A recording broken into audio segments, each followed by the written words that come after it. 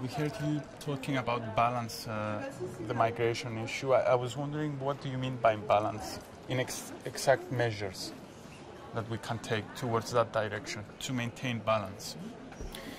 For the EPP group, it's the most important thing that Europe has to show the humanitarian face of this continent.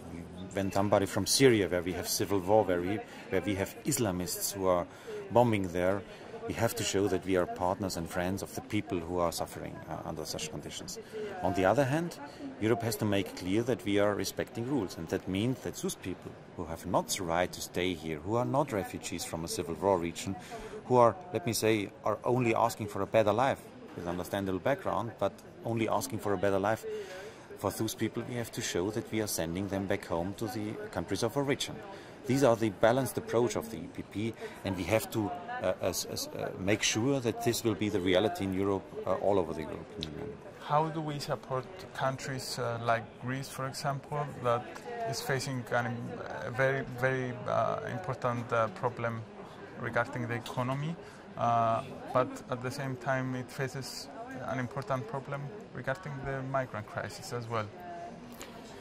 But Greece is in a very specific situation, and Europe must help Greece. That is needed, especially with Frontex, with hotspots there, with Frontex authorities, that really European officials are going to Greece and helping the authorities there to manage the situation. But on the other hand, I have to ask Greece to respect the current legislation. The border protection and openness for refugees is current European law, and that must be respected by everybody. But how about sources that Greece might need in order to respect these rules? We do know that it faces a number of problems when it comes to sources.